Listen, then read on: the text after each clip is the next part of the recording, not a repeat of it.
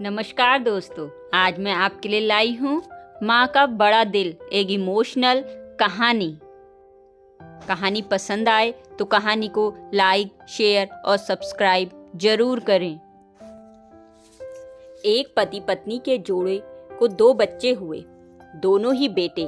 माँ बाप ने इन दोनों ही बच्चों को खूब प्यार से पाला पोसा, पढ़ाया लिखाया, बड़ा किया और इस काबिल बनाया कि ये अच्छी नौकरी कर सके, समाज में अच्छा जीवन व्यतीत कर सके।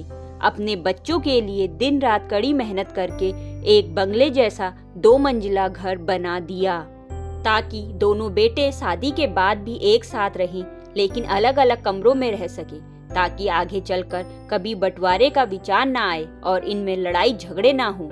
दोनों बेटों को अच्छी नौकरियां लग गई, दोनों ही शादी हो गई। बड़ा बेटा जो घर के पहले माले पर रहता था, उसको एक बच्चा भी हुआ। पोते का मुंह देखकर दादा दादी बहुत खुश हुए।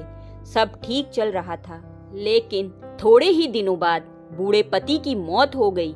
जब तक पति जिंदा था, दोनों बेटे और बहू माँ का सम्मान किया करते थे। जैसे ही पति मर गया, दोनों बेटे और बहुएं हर दिन माँ की सेवा करना तो दूर, माँ को हर दिन खाना खिलाने के लिए भी राजी ना थे। दोनों बेटे और बहुओं ने मीटिंग की और तय किया कि माँ को खाना खिलाने की जिम्मेदारी बांट ली जाए, यानी कि 15 दिन बड़ा बेटा और 15 दिन छोटा बेटा माँ के खाने की जिम्मेदारी लेगा। जिन बेटों को बिना दिन रात देखे भूखा ना होते हुए भी और मनचाहा खाना हमेशा खिलाने के लिए जो माँ तैयार रहती थी, अब उसी माँ को बेटे के यहाँ दिनों के हिसाब से खाना दिया जाता था। माँ का दिल बड़ा था। माँ को इस बात की खुशी थी कि वह जैसे भी हो अपने बेटों के साथ रह रही है। दी गई सूखी रोटी भी उसे किसी पकवान से कम ना लगती, लेकिन दुर्भाग्य की बात तब हो जाती जब किसी महीने में 31 दिन आ जाते और उस दिन माँ को भूखा ही रहना पड़ता।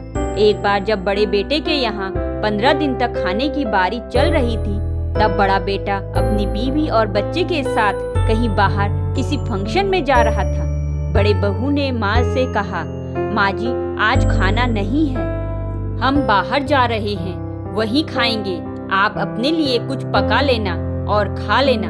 बूढ़ी माँ ने कहा, लेकिन बेटा मुझे तो गैस चलाना नहीं आता।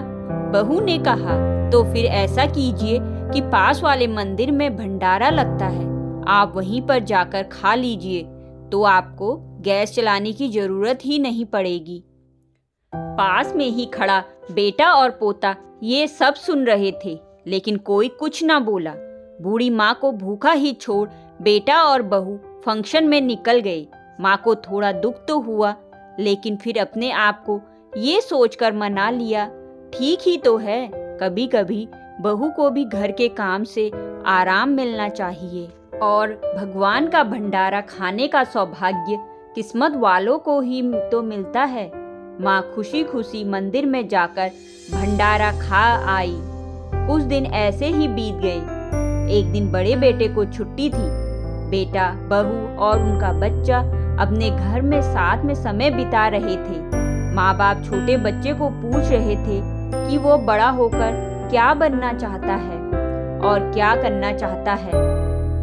छोटे बच्चे ने बड़े ही सरल भाव से माँ बाप को उत्तर देते हुए कहा, वह बड़े होकर वकील बनना चाहता है। उसकी इच्छा इस घर से भी बड़ा एक घर लेने की है, लेकिन वह घर मंदिर के पास होना चाहिए।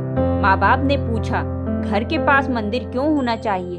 तब बच्चा माँ बाप से कहता है, घर के पास मंदिर इसलिए होना चाहिए ताकि जब मैं बड़ा होकर किसी फंक्शन में बाहर जाऊं तो आप दोनों को ज्यादा तकलीफ ना हो।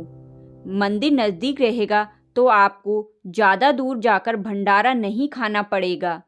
मासूम बच्चे का ऐसा जवाब सुनकर दोनों के ही पैरों तले से जमीन खिसक गई। उन्हें अपनी गलतियों का एहसास अब जाकर हुआ था, जो उनके 5 साल के बेटे ने पहले ही कर लिया था।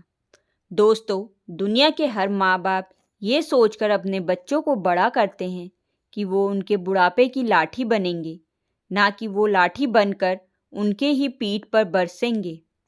कर्म का चक्र निरंतर घूमता रहता है। दोस्तों, आज जो तुम दूसरों के साथ कर रहे हो, आगे चलकर तुम्हारे साथ वही होगा, ये तय है। इसलिए हमेशा याद रखो कि दूसरों के साथ वैसा ही बर्ताव करो जैसा चाहते हो कि बाकी लोग तुम्हारे साथ करें।